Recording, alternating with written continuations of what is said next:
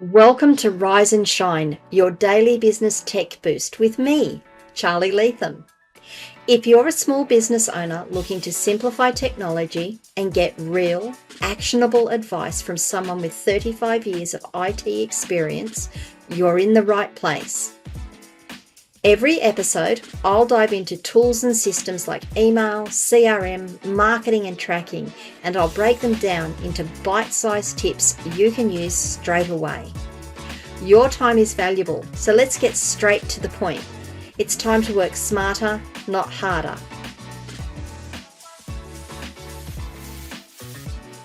Rise and Shine, it's your dose of business tech information with me, Charly Leetham, episode number 602.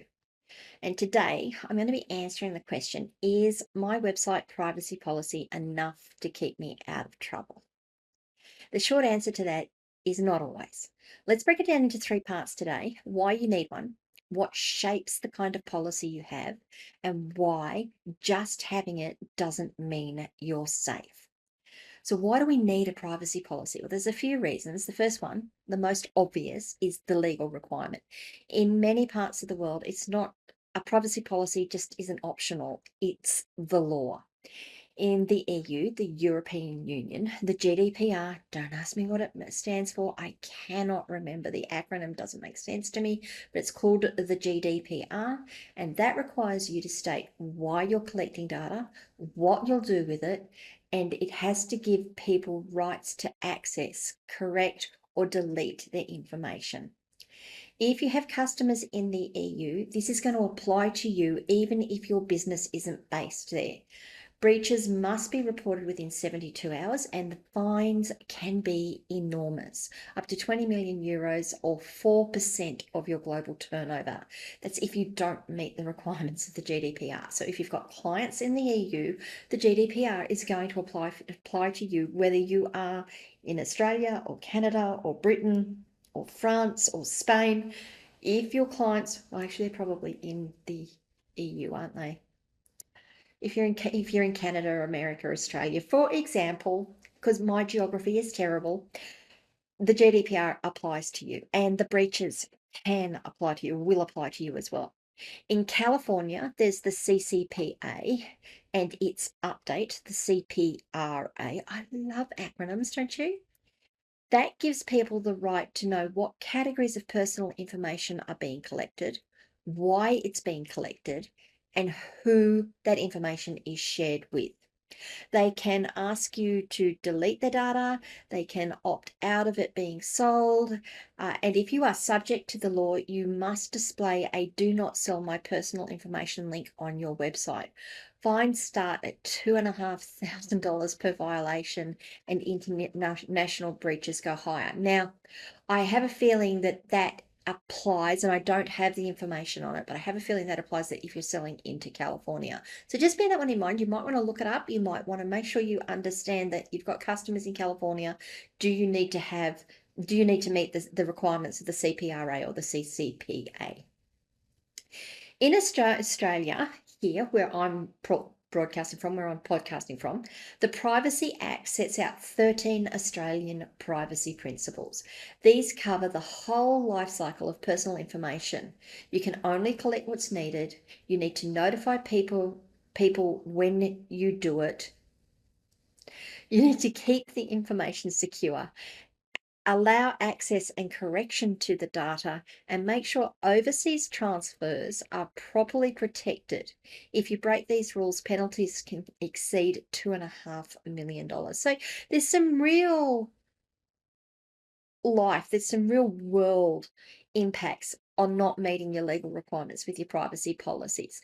It doesn't just stop there. There's Canada, there's the UK, there's other US states, and they all got their own laws around privacy. The point is, a published privacy policy is a legal requirement in most developed markets, and not having one can take you out of compliance immediately. So you do need to do a little bit of research. You need to make sure that your privacy policy meets the requirements of the countries, the regions, the states that you will be advertising into, selling into, collecting information from. Okay, so it's not just legal requirements as to why you need a privacy policy. A privacy policy builds trusts. Even if the law doesn't require it, customers expect transparency, particularly today when they know that if they give their email address to someone, they are possibly, in some cases, more likely to end up on a mailing list for something that they didn't request, that they didn't ask for information for, that information gets sold. People are more cautious, therefore, about handing over their data. A clear, honest, easy to read privacy policy shows that you, the business owner, respects that. Without it, many will assume you'll misuse the information or worse, sell it on. A well-written policy is one way to earn that trust and remove hesitation when people are about to buy from you, subscribe, or fill in that form. Your privacy policy also outlines your data practices. It forces you to explain your data practices clearly. What exactly do you collect? Names, email addresses, payment details, browsing habits, credit card details, the name of their dog.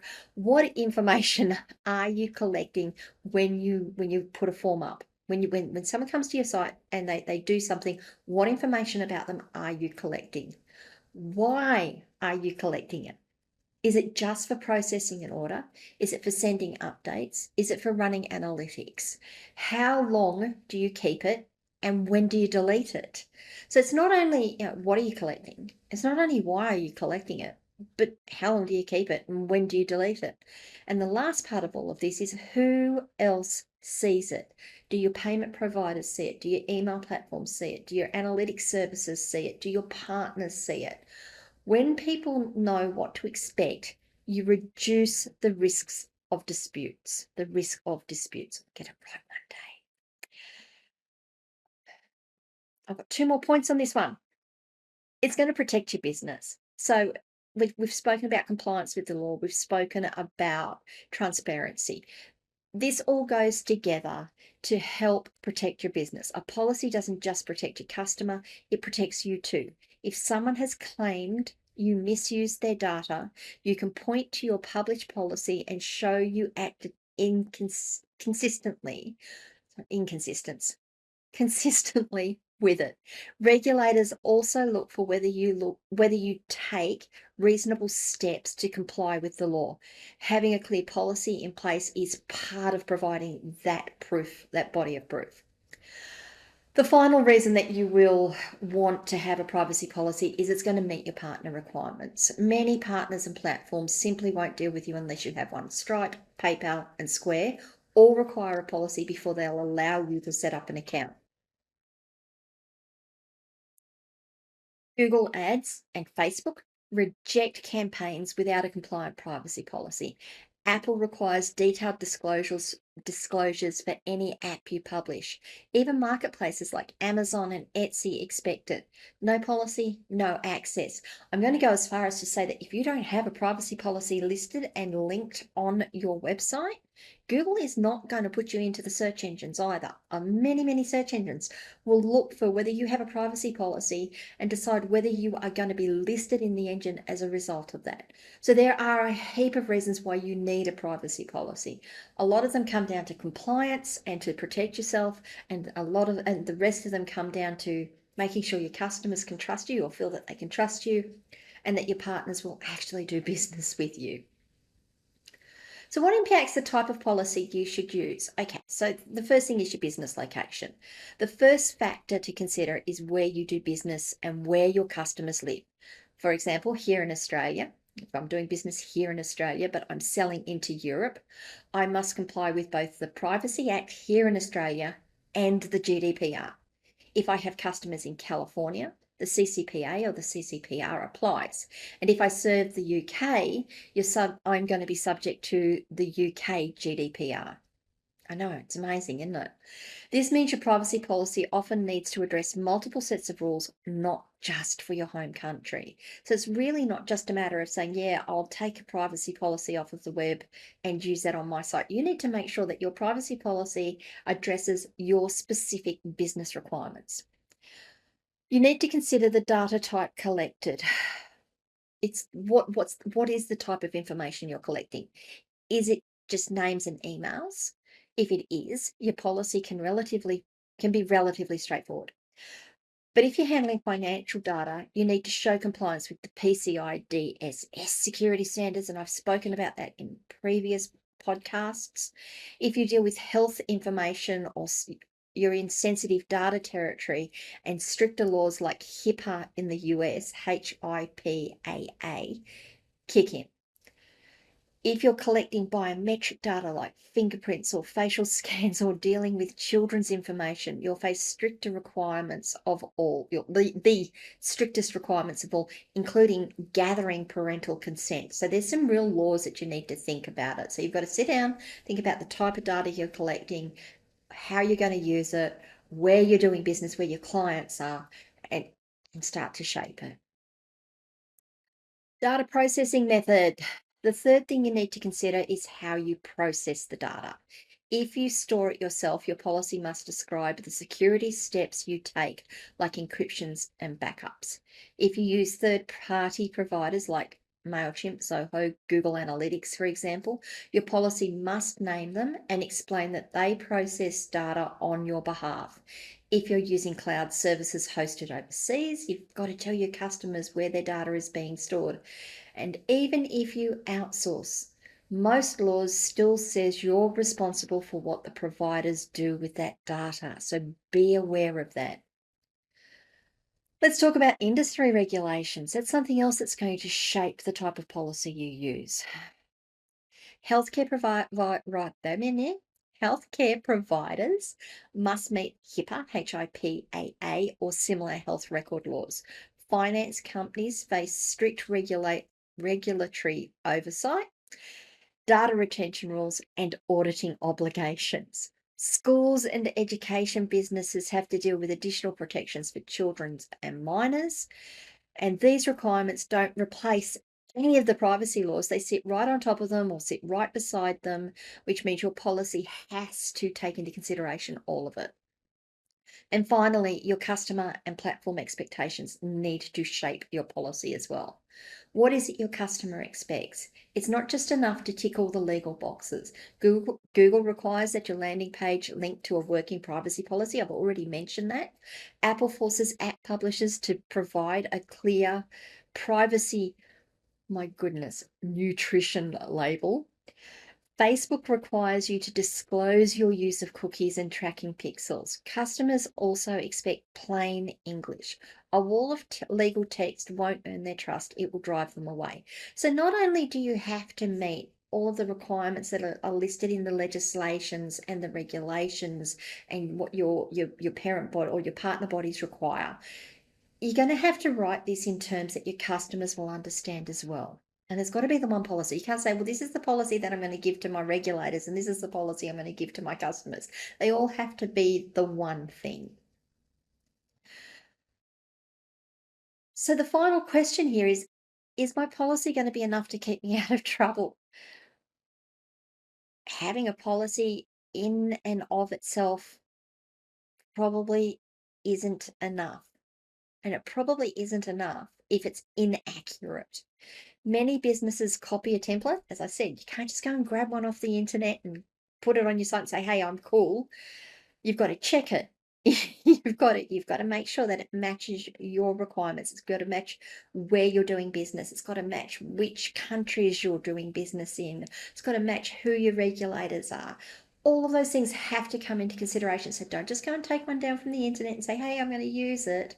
Regulators don't care that you meant well. They compare your actual practices to your published word. And if there's a gap, you're going to be in breach. Does it reflect your actual practices? So important. And I'm going to go a little bit off script here. I'm going to actually talk about the fact that the amount of people that I deal with that say, yeah, I've got this SOP and I've got this process and I've got this policy. And then I go through it with them and I say, okay, cool, let's go through it. Like, but you're not doing any of this. No, but we've got it. It's not enough. If you're going to have something, you've got to make sure it reflects what you're actually doing. So, for example, if your policy says we never share your data, but you've installed a Facebook pixel for remarketing, you're already misleading your customers and regulators. If you claim all data is encrypted, but only your payment processor encrypts transactions, you're overstating your security. Policies must describe reality, not best intentions. So, like I said, it doesn't matter if you've got a policy or a privacy policy written down. If you're not doing what you say you do, it means nothing. It's not going to protect you. Make sure you're reviewing it regularly. Laws and systems change constantly. More US states are adding their own privacy laws. Regulators release new guidance on existing ones. Inside your business, you might add a CRM, a new analytics program, a new email service. Every one of these things is going to affect your data handling. If your policy isn't reviewed and updated at least once a year, and preferably more often, it's likely out of date, which is the same as being wrong. So make sure you're reviewing your policy regularly. Compliance in practice. Another trap is publishing a good policy but failing to follow it. So I've already started to cover this.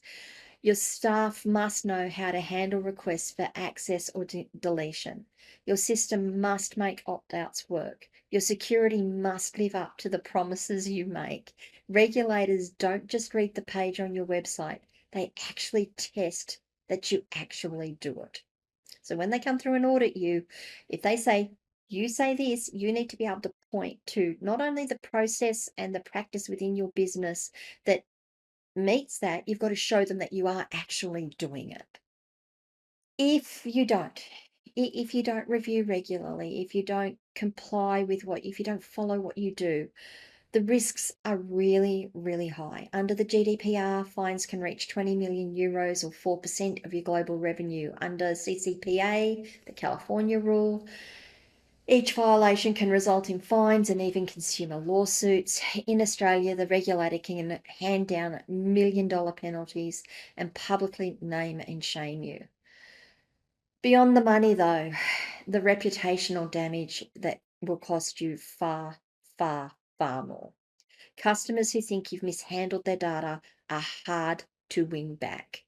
And trust me, they talk. Oh no, I signed up on their list and I got blasted from other people. Now, some of that is going to be anecdotal evidence. I signed up to the list and then someone else started marketing to me, but that could have been for some other reason. You need to make sure you are squeaky clean so that they can't, well, they're not going to be able to say they can't. It's impossible to be 100%, but you need to make sure that you're covering yourself. A privacy policy is enough to keep you out of trouble, yes or no? Not necessarily. You need one, but it must be accurate. It has to be specific to your business. It has to be reviewed regularly, and you actually have to live it out in practice. The privacy policy is your first step, but compliance, trust, and protection come from matching your words to your actions. Okay, guys, there's a lot to take in there. I've spoken a lot about it. I know I've spoken about privacy policies previously and the importance of them. I know I've spoken about regulations and the various laws across the world about them. I like to hit these ones regularly just to bring them back up to the top of mind. Go and review your privacy policy. Have you done it? Do you do it? I'd love to know your thoughts. I'd love to know what you think, what you do, where your challenges are. If you've got questions, if I've said something you disagree with, if I've said something that's raised more questions than I've answered, come across and join my community, askcharlyleetham.locals.com. It is made for business owners to discuss these entire things, to talk about these things, to try and dig down into them and demystify them. If you don't want to join the community, that's okay. I totally get it. You can always leave comments wherever you are watching or listening to this video. If this video has been useful, please give it a like. And if you haven't already, please subscribe to the channel and ring the notification bell so you find out when I drop more content. And just a reminder, I drop these episodes every other day. Guys, I will see you the day after tomorrow. Bye.